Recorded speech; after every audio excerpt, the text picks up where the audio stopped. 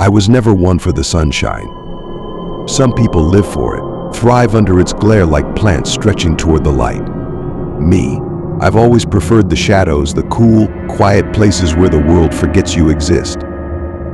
That's why I found myself out there, alone, in the dead of night, standing in front of the Royal Hawaiian Motel, Baker, California, the middle of nowhere. It had been abandoned for years. A local legend, the kind of place where teenagers dared each other to spend the night and old-timers swapped ghost stories over cheap beer. No one really knew why it had shut down so abruptly, but then again, maybe no one cared. Places like this have a way of swallowing their own history, like a snake devouring its tail. I'd heard the rumors, the whispers about strange sounds at night, the odd glimpse of movement in the windows. But that was half the fun, wasn't it? I was an explorer of sorts, an urban archaeologist, digging through the bones of forgotten places. And the heat during the day, unforgiving. So I waited until the sun dipped behind the mountains, until the air cooled just enough to breathe without feeling like my lungs were on fire. Then I went in. The motel was easy to get into. No locked gates, no fences, just wide open access. I half expected a chain link or some kind of security, but there was nothing. It sat there, like a wounded animal waiting to be put out of its misery. I slipped inside, my flashlight beam cutting through the thick, oppressive darkness. Graffiti covered the walls, layers upon layers of scribbles and symbols, like desperate attempts to leave behind some mark of existence. The rooms? They were hollow, husks of what they once were. Mold crept up the walls and the carpets were stained with God knows what. It smelled like mildew and rot. And then I heard it, a voice. A woman's voice. It was faint, but unmistakable. My heart skipped a beat, then started pounding in my chest like a drum. I froze, listening. Was it outside? No, it was coming from deeper within the building. My grip tightened around the flashlight, my knuckles white. Something inside me told me to leave, to get out while I could, but I ignored it. I always did. I ducked behind a door, breathing hard, waiting for something. But there was nothing. Silence. After a few minutes, I convinced myself I was just hearing things. The mind plays tricks on you in places like this. So I moved on, my footsteps echoing in the empty halls, crunching over broken glass and debris. The crash from upstairs was deafening. It sounded like someone had dropped a piece of heavy furniture or slammed a door so hard it came off its hinges. I didn't hesitate. I should have. I should have turned around and walked out, left the place behind without looking back. But I didn't. I started up the stairs, each step creaking under my weight, the air getting colder the higher I went. And that's when I saw her. She was standing in the hallway, her back to me at first. A woman. Her hair was matted, wild, like she hadn't combed it in weeks. And then she turned. Her forehead was slick with blood, the dark red liquid dripping down her face, pooling at her chin. She didn't scream. She didn't say a word. But her eyes locked onto mine, and I knew that I had to run. I bolted. The sound of her bare feet slapping against the floor behind me sent adrenaline surging through my veins. I don't know how I made it down the stairs, how I didn't trip and break my neck in my rush to get away, but somehow I did. I didn't look back until I was outside, gasping for breath, my legs trembling beneath me. But she didn't follow. She just stood at the entrance, staring at me. That same blank, empty look on her face, the blood dripping from her forehead like some kind of grotesque mask. I called my friend as soon as I got back to the car, still shaking, still trying to make sense of what I'd just seen. He didn't laugh like I thought he might. No, he went quiet for a moment, then said something that made my stomach twist. Maybe she was doing it to herself, he suggested. Maybe she was banging her head against the wall. I didn't sleep that night. How could I? Every time I closed my eyes, I saw her standing there, her forehead split open, the blood flowing like a river. I thought about going back, about trying to help her, but I couldn't. I wouldn't. Instead, I made an anonymous call to the police the next day. Told them I'd seen someone at the old motel who might need help. They said they'd check it out, but I never heard anything after that. Sometimes, late at night, I still wonder if she's there, in the shadows, waiting for someone else to come looking.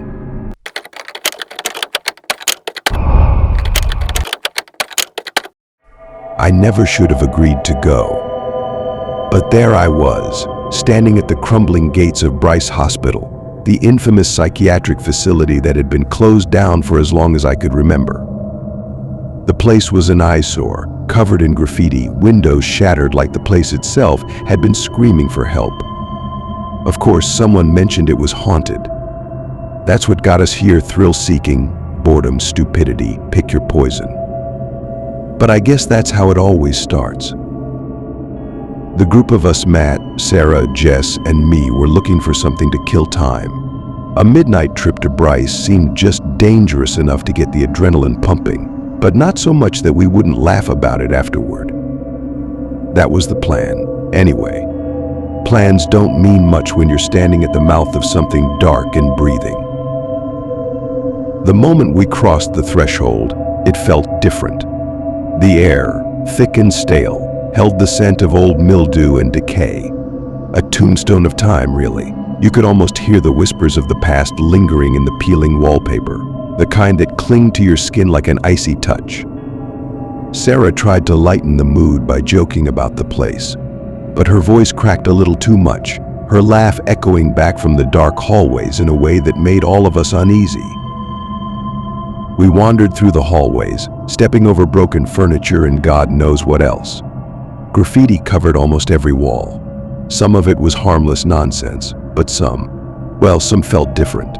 Pentagrams, weird symbols, stuff that didn't feel like some kid's rebellious streak. No, this was something older, something that made you wonder if maybe, just maybe, there was some truth to the rumors.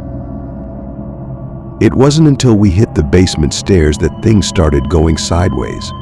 I remember standing at the top, looking down at the narrow, twisting staircase. The smell was worse here, like the building itself was rotting from the inside out. Jess, always the daredevil, went first. "Come on, don't be chicken," she called back to us. So we followed, even though every instinct told me to turn around. The basement was worse. It felt alive. Like the shadows moved just a little too much when you weren't looking directly at them. The faint sounds we'd been hearing, creaks, whispers, things we chalked up to our nerves, grew louder, more insistent, as if something in the dark was starting to pay attention. Then we saw him. At first I thought it was just a shadow, a trick of the light. But no. A man, if you could call him, that was crouched in the far corner of the room. His back was to us, his body hunched and shaking. Matt, always the loudmouth, called out, "Hey, you okay?" That's when the man turned. His face was pale, almost sickly, eyes wide with something that wasn't right. He didn't say anything, just stared. And then, the screaming started. I've never heard anything like it. Not from any person, not from any animal. It was raw, primal, like the sound of fear itself had taken form and decided to rip through the air. He launched at us, faster than I could process, and we ran. God, we ran. The hallway stretched out like a maze, but the only thought in my head was to get out. I could hear the others screaming, their footsteps pounding behind me, but it was that other sound, the man's howls, that drove us forward. The building seemed to pulse, groan, as if it too wanted us gone. We hit the exit, bursting out into the cold night, but there was no stopping. Not yet. I glanced back just once, enough to see him loping after us, his face twisted into something feral, something that didn't belong in this world. The woods surrounding the hospital weren't much of a refuge, but they were better than being trapped in that place. The branches whipped at our faces, the ground uneven underfoot, but we didn't dare stop. Matt tripped, and for a moment I thought it was over.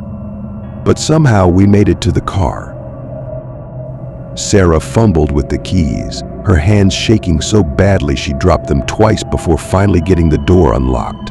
We piled in, panting, sweating, heartbeats pounding in sync with the terror still chasing us. I thought it was over. I thought we were safe. But then the window shattered. I didn't even see the bottle before it came crashing through, glass spraying everywhere.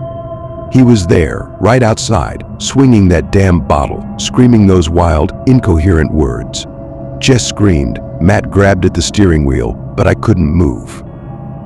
My hands were frozen on the dash, my breath coming in shallow gasps as I locked eyes with him. His face pressed against the glass, blood smeared where the shards had cut him, but he didn't seem to care. If anything, the blood seemed to make him angrier, more determined. The engine roared to life, and we sped off, tires screeching, the man's figure growing smaller in the rearview mirror. But even as we drove away, I couldn't shake the feeling that he was still watching, waiting for another chance. And maybe, just maybe, next time we wouldn't get away so easily. The ride home was silent. None of us spoke a word, not until we reached our street. Then Matt broke the silence, his voice low, barely above a whisper. "Never again," he said. We all nodded, but deep down I knew it wasn't over.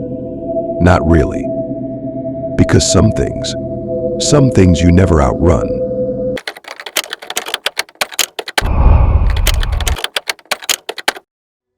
I always took the early morning deliveries for granted.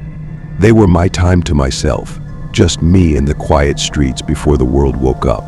But one dawn, that silence shattered, revealing a truth I wasn't ready to face. The sky was still dark, heavy with clouds that threatened rain, as I maneuvered my truck down the narrow street.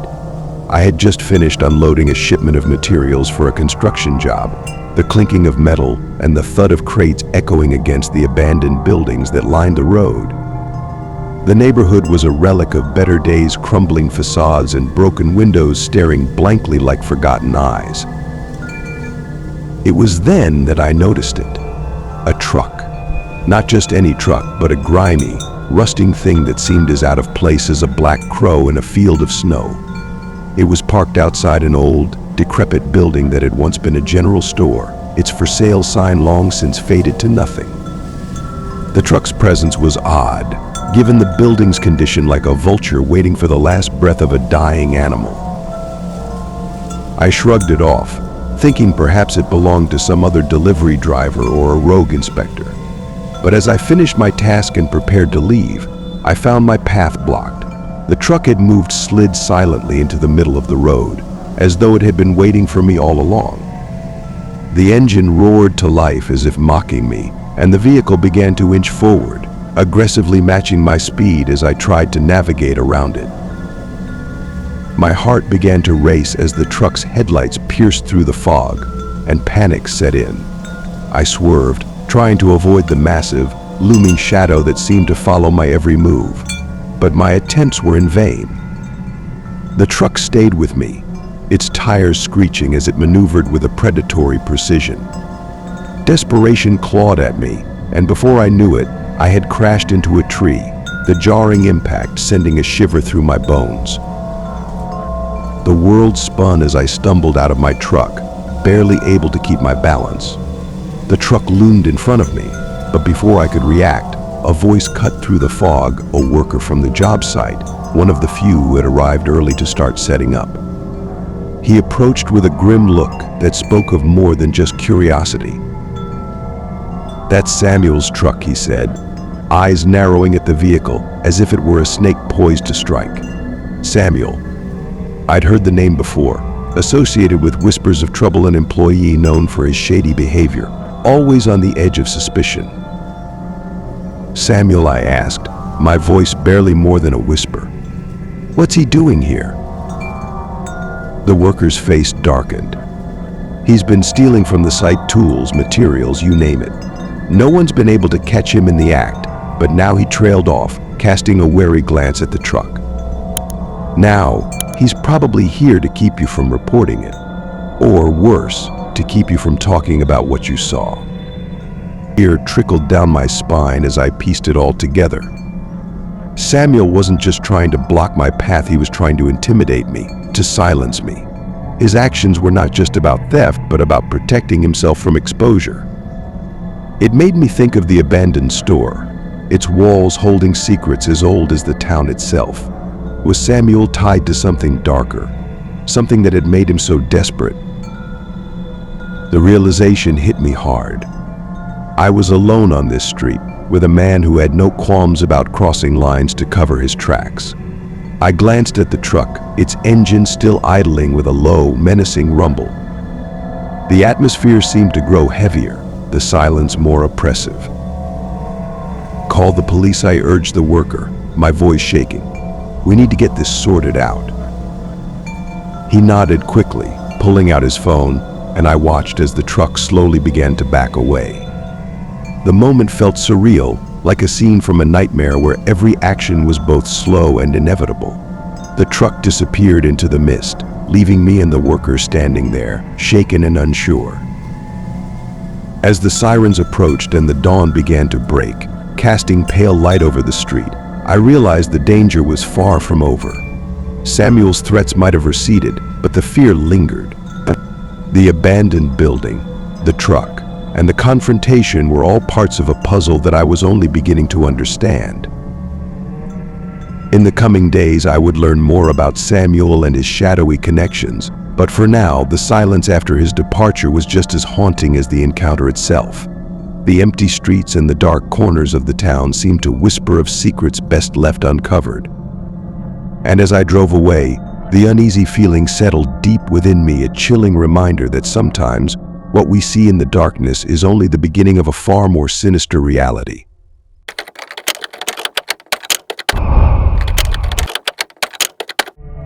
I'll never forget that house. It still haunts me the way it stood, broken and decaying, yet somehow still holding its ground against time and weather. Seb, my brother, had been the one to suggest it. "Let's check it out," he said, with that reckless grin that always got us into trouble. It was tucked away deep in the countryside of Georgia, where abandoned houses seemed to sprout from the earth like wild, unwanted weeds. We hiked through the overgrown path, the air thick with that sticky southern heat. As we walked, we noticed her. At first, she seemed like just another local, maybe someone curious about what we were up to. She was walking along the same path, a few yards behind us, dressed in a faded white dress that looked almost like it belonged to another time. Seb stopped and turned to her, his usual friendly tone masking what I knew was a growing unease in him. "You headed this way too?" She didn't answer right away, just smiled. That smile, it was off. There was something too wide, too unnatural about it, like she didn't quite understand what smiling meant. And when she finally spoke, it was like her words were rehearsed, like she was trying to remember lines from a play she'd seen years ago. "Lovely day for a walk, isn't it?" she said, her voice soft and strange, like she was speaking through a mouthful of cotton. I felt a chill slide down my back. This was the kind of situation where you should just leave. Every instinct screamed at me to pull Seb along and get out of there, but instead, I just stood there, dumbfounded. Seb laughed, a nervous sound, and nodded. "Yeah, it is." We turned and kept walking, picking up our pace just enough to get some distance from her. After a few minutes, I glanced back. She was gone. Just like that, vanished into the woods on either side of us as if she'd never been there at all. "You see that?" Seb asked, his voice lower now. "Yeah," I muttered, trying to push down the growing dread. "Just. Let's get to the house." The place loomed in front of us like a nightmare brought to life. Its windows were smashed, the roof sagged in the middle, and vines crawled up its walls like they were trying to pull it back into the ground. The front door was hanging on by one rusty hinge, swinging gently in the breeze. Inside, it was worse. The air smelled of rot and damp, and the floorboards creaked under our feet. The furniture, what was left of it, was covered in dust and cobwebs. There was old food on the table, long since spoiled, the plates cracked and discolored. It was like whoever had lived there had left in a hurry and never bothered to come back. We walked from room to room, not saying much, both of us on edge. I could tell Seb was trying to stay calm, but his hands were shaking slightly, and he kept glancing over his shoulder. Then came the noise, a soft thud from upstairs. "What was that?" Seb asked, his voice barely a whisper. "Probably nothing," I replied, though I wasn't sure who I was trying to convince, him or myself. But we went upstairs anyway, because that's what you do, isn't it? When every rational part of your brain is screaming to get out, some darker, more curious part pulls you forward. We checked the first couple of rooms. They were empty, just more dust and decay. But the last room, the one at the end of the hallway, was different. She was standing there, the woman, the same one we'd seen on the path. Her smile hadn't changed, still stretched across her face like it didn't belong there. She was standing with her back to the window, the light casting strange shadows on her pale skin. "Do you want to see what's behind my back?" she asked, her voice a whisper now, but somehow more chilling than before. Her arms were tucked behind her, as if she was hiding something. Seb froze. For a second, I thought he might actually answer her. But instead, he grabbed my arm, and we bolted. Down the stairs, through the door, and out into the open air. We didn't stop running until we were halfway back to the car. Even now, I can't help but wonder, what was she hiding behind her back? And was she following us the whole time? Or had she been waiting for us all along? The questions gnaw at me, even in the daylight, when everything feels normal again. I've had nightmares about that smile, about her voice. And the worst part is, I'm not sure if I'm more terrified of the fact that we ran, or of what might have happened if we hadn't.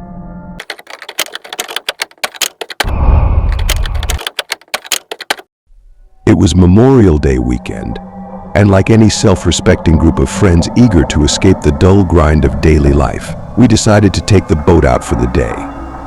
The sun was bright, and the beer was colder than ice. Jacob, the owner of the boat and one of the more adventurous souls among us, was already a few drinks deep before we even left the dock. By mid-afternoon, he was well past the point of coherent speech, swaying and mumbling like a marionette caught in a sudden storm. The day was nothing but a blur of laughter and music, the kind of day you remember fondly, despite the mounting evidence that you drank too much. By evening, as the sun dipped below the horizon and the sky turned a bruised purple, we decided it was time to head back. Jacob staggered into the driver's seat, muttering something about how he could still handle it. But as we chugged away from the party island, something caught my eye. There was another boat, creeping along behind us like a predator stalking its prey. My gut twisted into knots. "Is that the cops?" I asked, trying to peer through the gathering darkness. The other guys shrugged, their own alcohol-induced haze thickening their worries. We tried to shake the boat by making erratic turns and speeding up, but it matched our moves with an eerie precision. It wasn't until we got closer to the shore that we realized it wasn't a police boat. Instead, three men, faces shadowed beneath baseball caps, stared us down as we passed. Their gaze was as cold and piercing as the icy wind that whipped off the bay. Back at Jacob's house, the tension didn't ease. I noticed, with growing unease, that the boat was once again cruising past, its occupants still watching us. The way they lingered made my skin prickle. "Maybe they're just messing with us," one of the guys suggested, but I wasn't convinced. That night, as the house fell silent, a restless sleep claimed me. I woke with a jolt, a chill running through my veins like ice water. My room was shrouded in darkness. But the unsettling sounds that crept into my consciousness made it clear that I wasn't alone. I tried to sit up, only to find myself staring into the void of a masked man's eyes.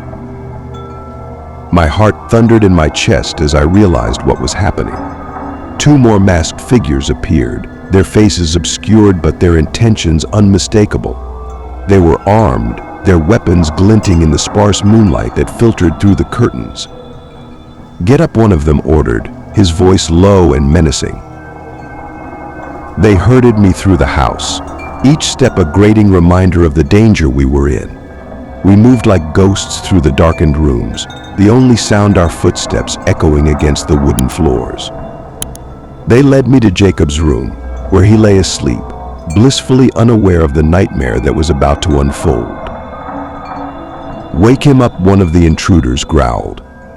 I shook Jacob, his groggy confusion quickly morphing into panic as he saw the intruders. "What's going on?" he mumbled, but his questions went unanswered. They forced him to open the safe. I could see the sweat glistening on his forehead as he dialed in the combination, the reality of our situation sinking in with every click of the dial. "Call your father," the leader said, holding a gun to Jacob's head. Jacob, trembling, reached for his phone and dialed his father. The conversation was short and desperate. The combination was given, and with it, access to the wealth hidden within the safe. The intruders worked quickly, rifling through the contents with ruthless efficiency. I could hear the clinking of valuables, the rustle of paper, and the muffled curses of the men as they gathered their loot. When they finally left, they did so without a word, vanishing into the night like shadows slipping through the cracks of a closing door. In the aftermath, as we called the police and tried to piece together what had happened, the sense of violation was overwhelming. The boat, the masked men, it all made sense now. They had followed us from the bay, targeting Jacob's family for the wealth they knew would be inside that safe. Despite our best efforts to track them down, they melted away like ghosts, leaving us with nothing but a sense of betrayal and a haunting question: how could we have missed the signs? The bay had not been a place of leisure, but a prelude to something far more sinister, and the shadows of those men lingered long after the echoes of their footsteps faded into the night.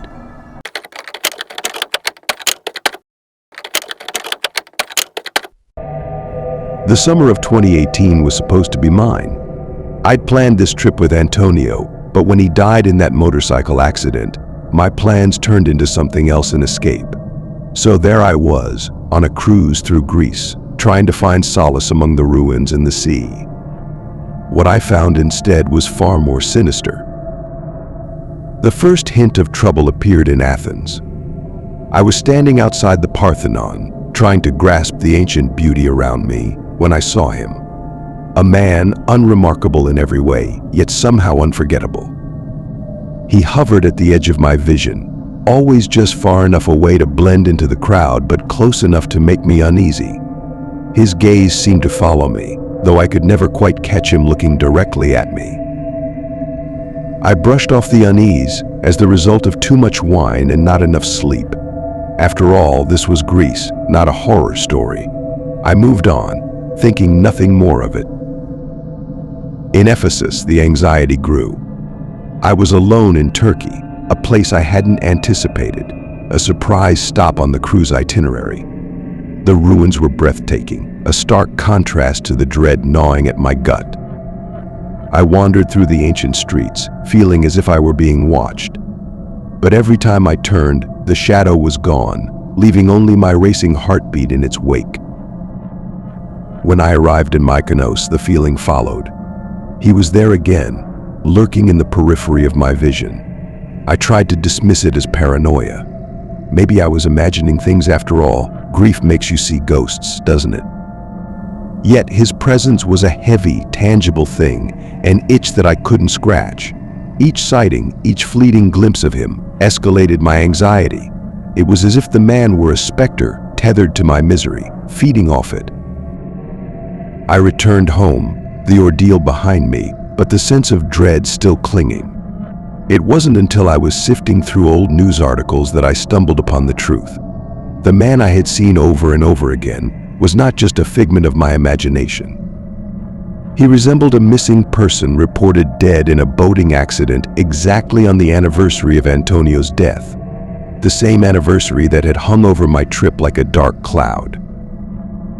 But here's the real kicker, Ephesus. The only place where I hadn't seen him wasn't in Greece. It was in Turkey. And for a place that was supposed to be a respite, it was now twisted into something malevolent. A part of me wondered if the man had somehow crossed borders, a living embodiment of my grief, chasing me from country to country. Or was he something else entirely? The final blow came when I found him again in Athens, just as I was leaving.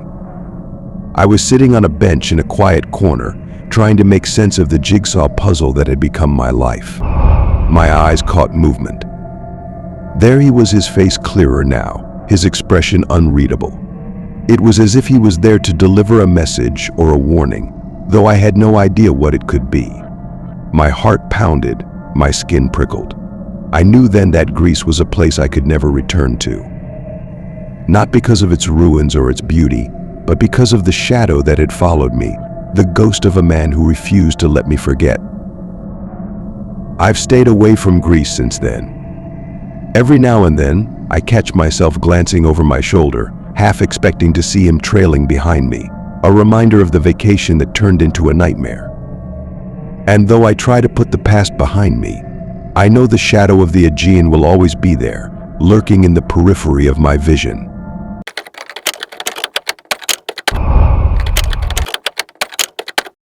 You never think about Memorial Day weekend going wrong. Not until it does. It's supposed to be about beer, barbecues, and a little too much sun. For us, it was supposed to be all of that and more. We rented this lake house, just me and my friends, hoping for one last fling before life dragged us back to our daily grinds. We'd heard the lake was secluded, a bit off the map, but that's how we liked it. No crowds, no noise, just us. By the time Friday night rolled around, we had the fire pit going and the first rounds of beers in hand. Laughter spilled into the still evening air, our voices carrying out over the dark water. But then, as if summoned by our very enjoyment, she appeared. I didn't see her at first, none of us did. She came out of the woods like a ghost, like she'd been watching us the whole time. She was older, graying hair pulled back in a severe bun, and her eyes, her eyes were wild. She didn't yell right away, just stood there, barely illuminated by the firelight, staring us down. When she finally spoke, her voice was all gravel and venom. "You're too loud," she spat, pointing a crooked finger at us. "This is a peaceful place." And the trash, she gestured to a couple of discarded beer cans like they were sacrilegious. "You'll regret it." I remember looking at my buddies, Jake and Ben, trying not to laugh, but there was something off about her. The way she spoke, the way her voice just disappeared into the night, as if the trees themselves had swallowed it whole. Before we could say anything, she turned on her heel and vanished into the woods. We didn't think much of it. We made a few jokes, tossed the cans in the trash, and went back to drinking. That was our first mistake. The night went on. The air grew heavier, as if the stars above were pressing down on us, stifling our voices. Around midnight, we were starting to wind down when we heard a voice, soft at first, but insistent. "Help." We all heard it. It was coming from the lake, from the dark water that stretched out like an ink stain into the forest. At first, we thought it was some kind of joke, maybe someone else camping nearby. But the voice kept calling, weak, desperate. "Help, please." Ben and I grabbed the kayak, paddling out into the black water. The further we went, the more the voice seemed to retreat, always just out of reach. There was no moon, no light but the dim glow from the house, which was quickly swallowed by the distance. The voice grew faint, almost as if it was sinking into the depths, and then nothing. That's when we heard it, the scream. It wasn't the same voice. It came from the house, a scream so raw, so full of terror that it snapped something inside me. We paddled back as fast as we could, the oars slapping the water in a frenzy. By the time we reached the shore, my heart was hammering in my chest. But when we got back to the house, everything was normal. Except for one thing. They were gone. Everyone. Jake, Sam, Kayla, all of them. No sign of a struggle, no overturned chairs, no broken glass. The place was immaculate, untouched. I pulled out my phone, but there was no signal. It was like the house had slipped into another time, another dimension. We drove. We didn't even think about it, just bolted for the car and peeled out of there. We figured we'd head to the nearest house, find anyone to help. But when we got there, it was her. The old woman from earlier, the one who'd warned us. She stood in the window watching us, her face blank, her eyes hollow. We pounded on the door, begged her to help, but she didn't move, didn't even blink. She just stared, like she was watching a scene from a play she'd seen 1,000 times before. Eventually, we gave up and went back to the car, hearts racing, heads spinning. What the hell was going on? It wasn't until the phone rang that things got worse. It was Jake, one of the friends who had vanished. His voice was barely a whisper. They're chasing us. 2 men, masks, axes. We ran into the woods. The call cut off, leaving us in silence. The cops came. I guess they thought it was some kind of prank or maybe just a misunderstanding. By dawn, we were all back together, reunited but shaken. The police didn't find anything, no masked men, no old woman, no signs of any struggle. But that's the thing. We never really figured out what happened. Was it a prank, some twisted scare, or something far more sinister lurking in the shadows of Blackwater Lake? I still don't know. But sometimes, late at night, I hear it again, the voice, just on the edge of hearing, calling from deep within the lake. Help.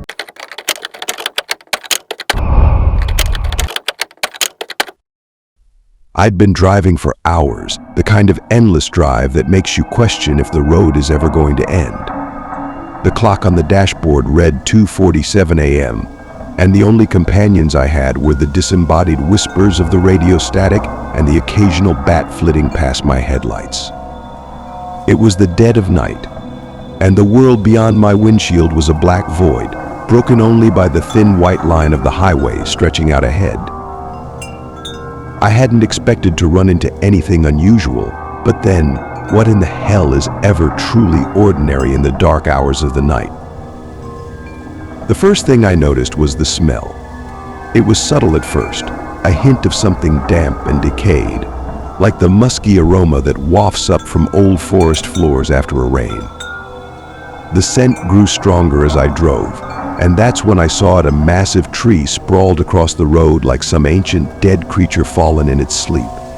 There hadn't been any storms lately, no high winds or heavy rains to justify such an obstruction.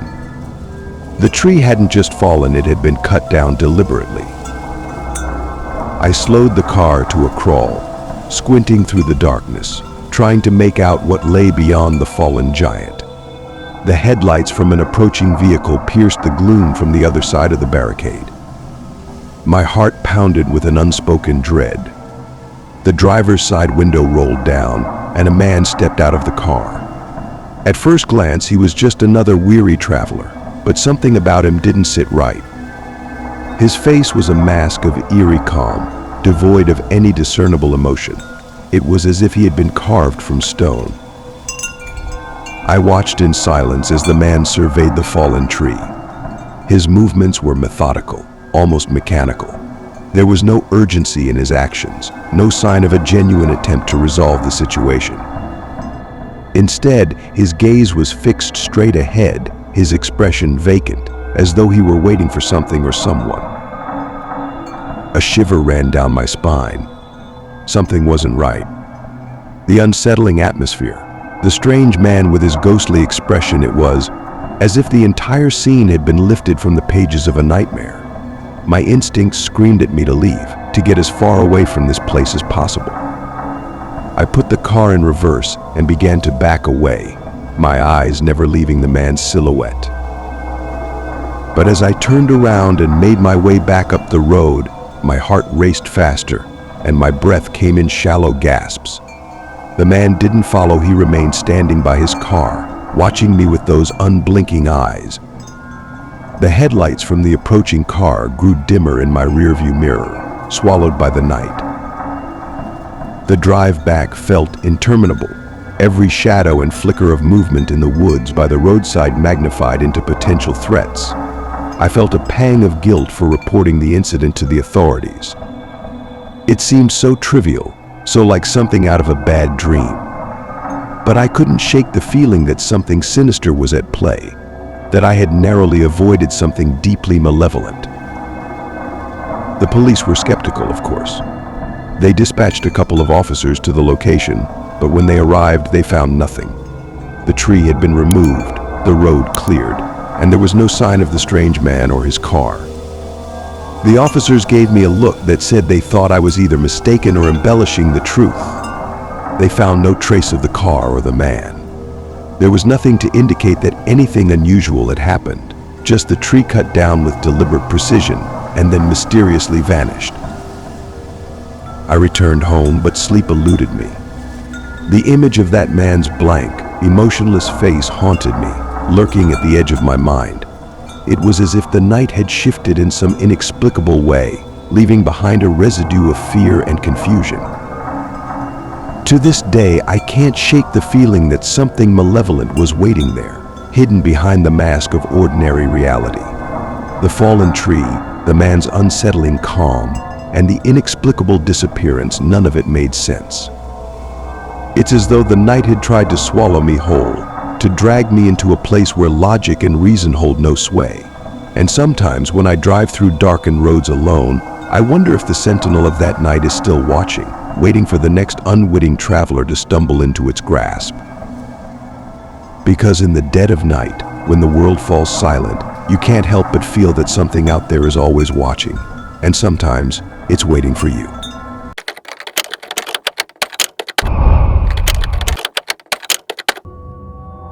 The evening had begun like any other, a dull repetition of pizza deliveries punctuated by the occasional chat with a friendly customer or a grumpy one. The rain had started to fall in steady, dreary sheets as I pulled up to the office building, its imposing glass facade reflecting the dull, cloudy sky.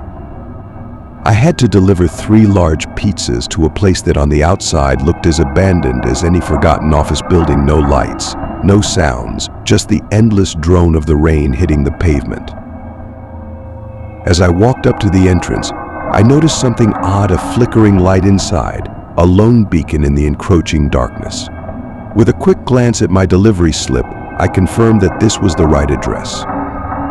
I pushed through the heavy glass doors, which groaned in protest, and was greeted by a lobby that smelled of mildew and old paper.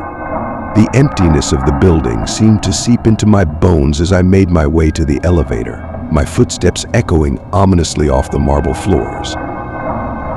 The elevator doors slid open with a mechanical hiss, and I stepped inside.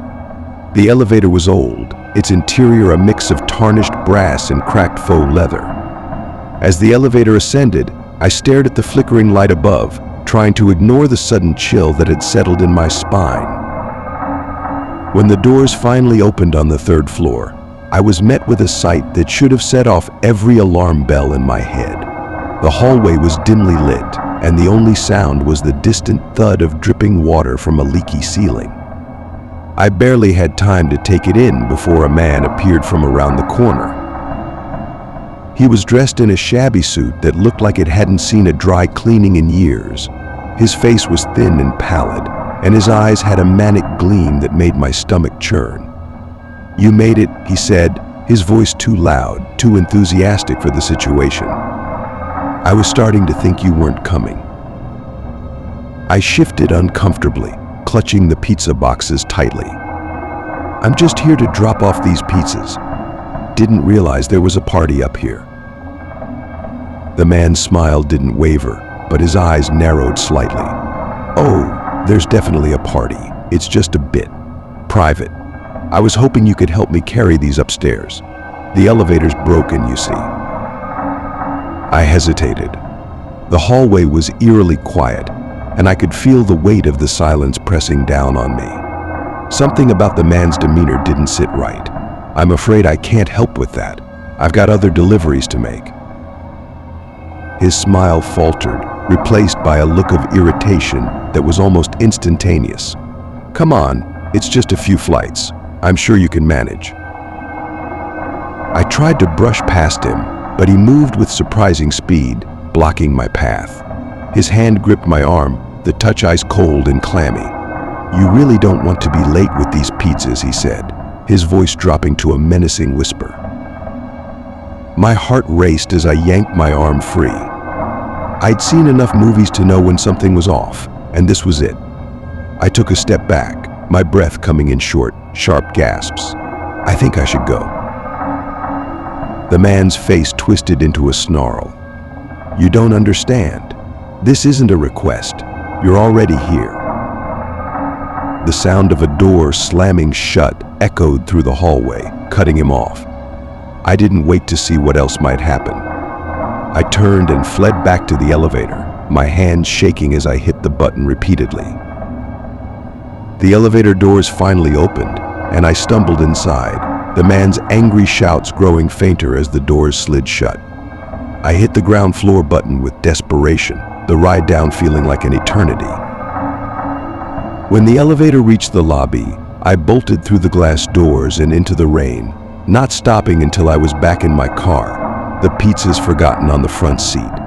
My heart pounded as I peeled out of the parking lot, barely noticing the roads I drove on. Later that night, I checked the address again, just to be sure. The building's website showed no events or parties scheduled for that evening. In fact, there was no mention of any kind of gathering at all. The place was listed as vacant. I never made another delivery to that address, and I never spoke of it again. The image of that man's twisted smile haunted me for weeks. Sometimes, when it rains and the shadows play tricks on my eyes, I think I can still hear the faint sound of footsteps echoing from the third floor, calling me back to a place I have no intention of ever returning.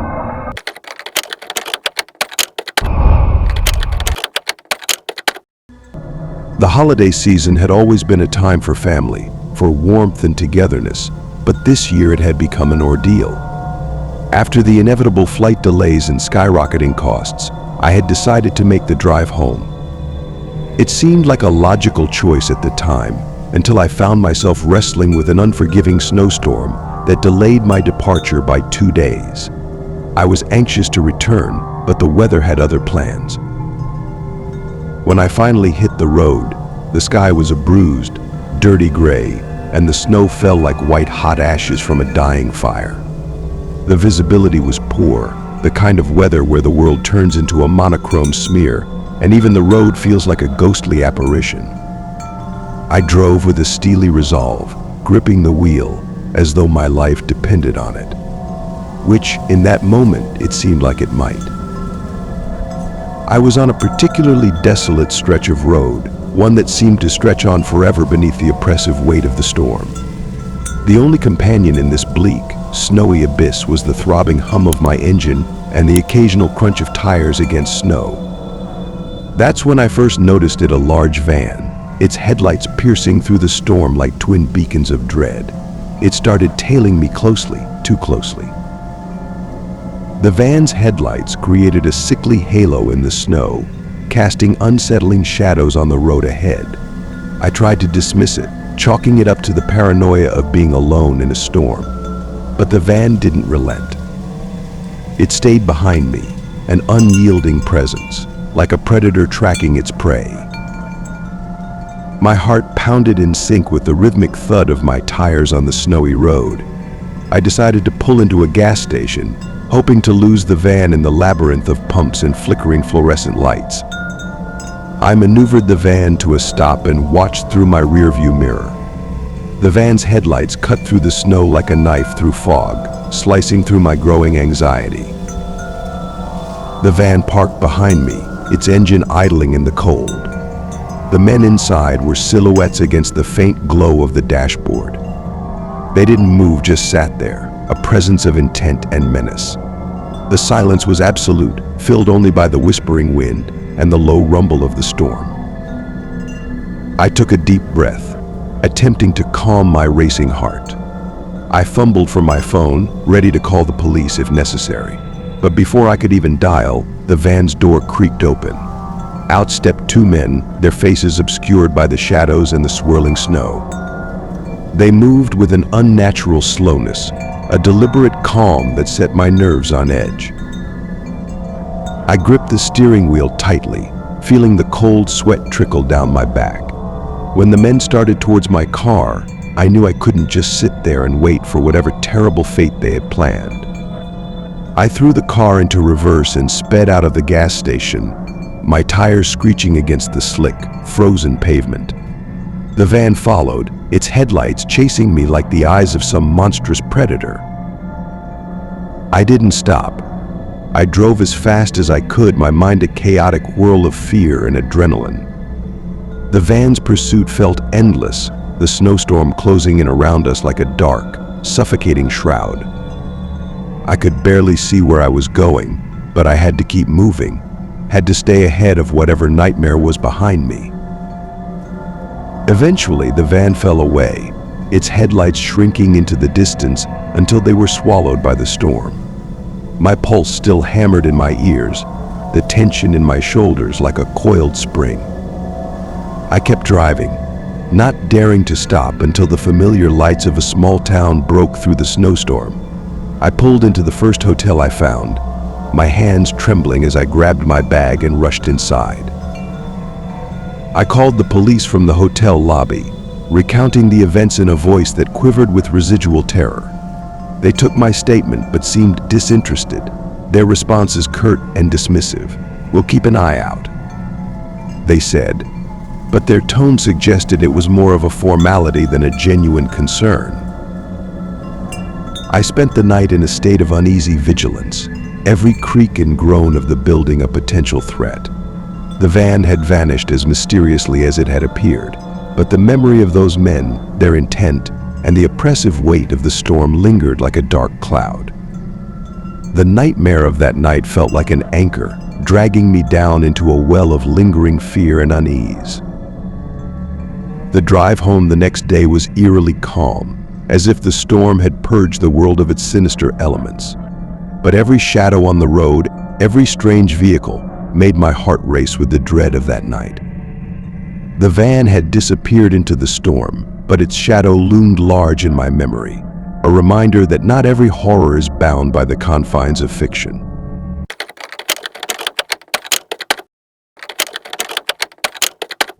The eerie signal. I had always thought that a cruise to the Bahamas with my friends would be the perfect escape from the grind of college life. Devon's summer itinerary was supposed to be filled with sun-soaked days and lazy afternoons, but that dream was about to unravel in ways I never imagined. It all started with a typical night on the ship. The bar was buzzing with laughter, the clinking of glasses, and a live band that made it impossible not to sway along with the rhythm. I was having a great time, my friends and I enjoying our freedom in the ocean breeze. Amidst the revelry, I must have set my phone down and walked away. I didn't realize it was missing until much later, when the laughter had faded into a dull thrum in my ears and my pocket felt uncomfortably light. Panic set in as I retraced my steps, asking everyone in the bar if they'd seen a black iPhone. No one had. My friends were reassuring, especially Taylor, who suggested I use the Find My iPhone app to track it. That's when things started to go wrong. I pulled out my backup phone and saw that my device was moving somewhere on the ship. A creeping suspicion gnawed at me. Taylor had always been a bit sneaky. Was this her idea of a joke? I confronted her, trying to keep my voice steady, but the accusation made her face turn pale. She denied everything, her eyes wide and innocent, but something in the pit of my stomach told me that she was hiding something. The situation escalated. I demanded that Taylor accompany me to the ship's security office. They weren't overly helpful, but my insistence paid off. They eventually found my phone in the bar's lost and found box. Relief washed over me until I saw the envelope tucked under my phone. The letter inside was simple but chilling. It read, "I've had quite the time getting to know you, Devon.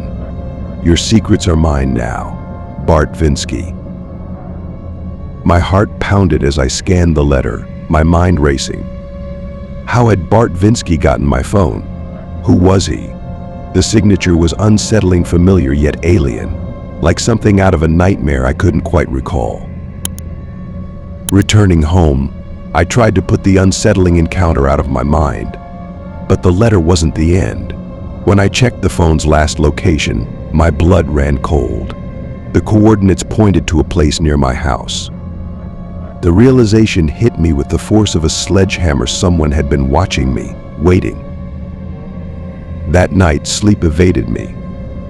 I lay awake in my bed, every creak of the house sounding like the approach of something malevolent.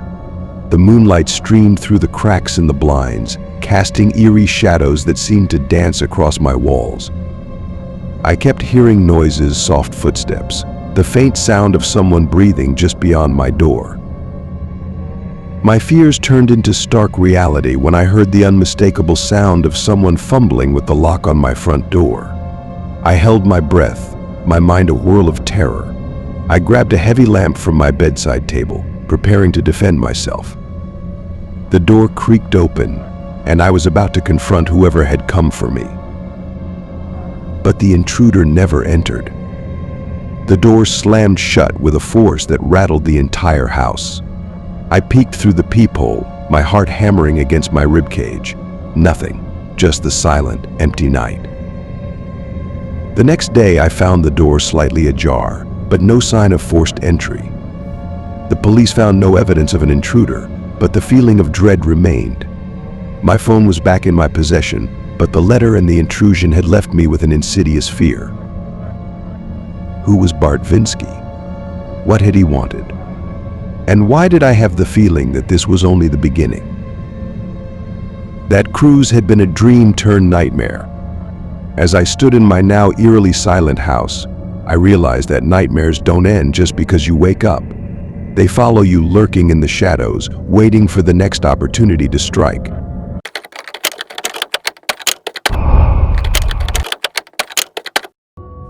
The road stretched out before me like a ribbon of black silk, shimmering in the late afternoon sun. I was a few miles from home, the promise of a warm meal and the comfort of my own bed waiting for me.